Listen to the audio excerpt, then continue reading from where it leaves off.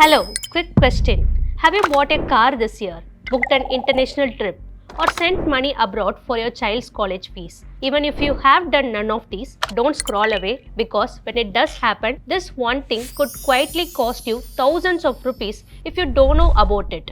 It is called TCS or tax collected at source,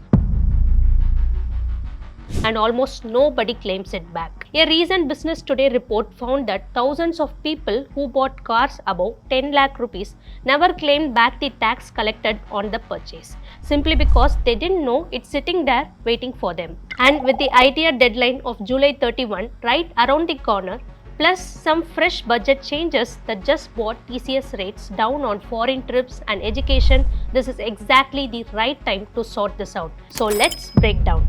Hi, this is Abhirami Sekar for TheFederal.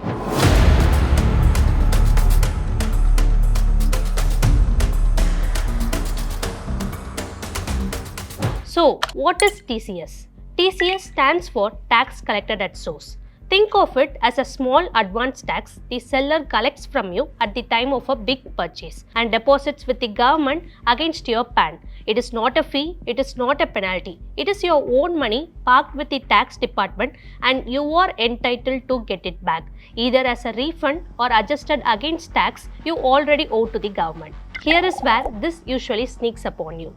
When you buy a car over 10 lakh rupees or a luxury watch, a bag, or a pair of shoes over the same 10 lakh rupees mark, a tax of 1% is collected upfront. Book an overseas tour package, you pay a tax of 2%.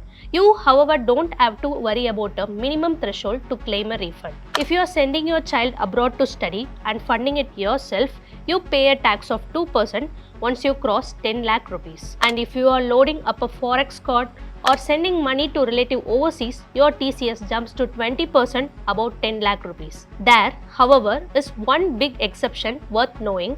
If you are funding your child overseas education through a loan from a recognized bank, none of this applies to you. You don't have to pay a single rupee in TCS. Let's make this real with a number. Say you buy a car of 15 lakh rupees. The dealer adds 1% TCS. That's 15,000 rupees. So you actually pay 15,15,000 rupees at the showroom. Now here is the part most people miss. That 15,000 rupees hasn't vanished. It is sitting against your PAN, quietly waiting inside your Form 26AS until you go and claim it.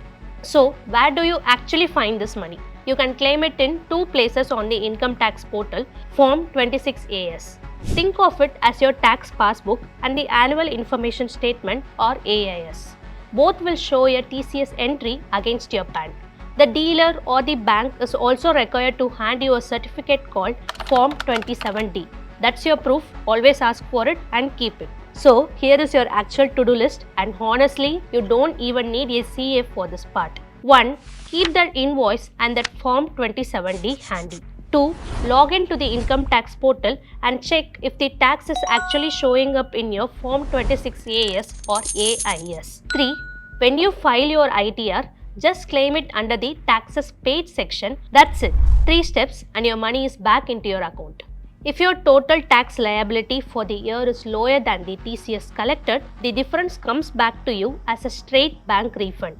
If it's higher, the TCS simply reduces what you owe. Either way, you don't lose a rupee as long as you claim it. In fact, the law was recently liberalized, where usually, say, if in your example the TCS of 100 was paid, and then at the time of filing tax return, the tax liability was 20.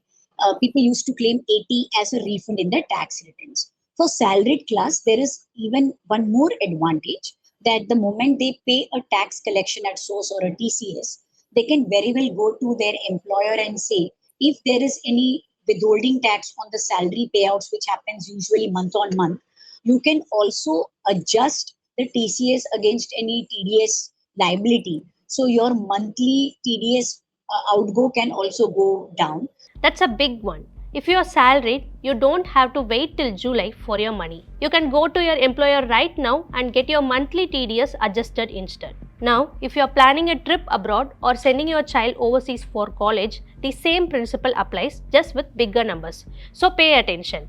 Under the liberalized remittance scheme, the first 10 lakh rupees you send abroad in a year is TCS free. Cross that, and depending on the purpose, education, tour packages, or anything else, a different rate kicks in. When you have any foreign transactions, or you have any relatives abroad and you send money other than the foreign trip, you just need to check whether your banker would also collect TCS, and in those cases it is 20% and not the nominal 2%. Of course, there is a threshold of 10 lakhs. You would get a refund of that, but you should just keep in mind because it's an extra cost. A couple of things to watch for: always give the correct PAN to the dealer, the bank, or the travel operator. A wrong or missing PAN means a much higher TCS rate. And don't assume it will show up automatically. Check your Form 26AS every quarter, not just at the tax time, so there are no last minute surprises. The bottom line: TCS is not a hidden charge, and it's definitely not money the government just keeps. It's your advance tax. All you have to do is track it and claim it. With July 31 approaching, that's a 5-minute check on the income tax portal that could put your real money back in your account. So, before you file this year, go check your Form 26AS, that car, that trip, that tuition fee. There might be more waiting for you than you think.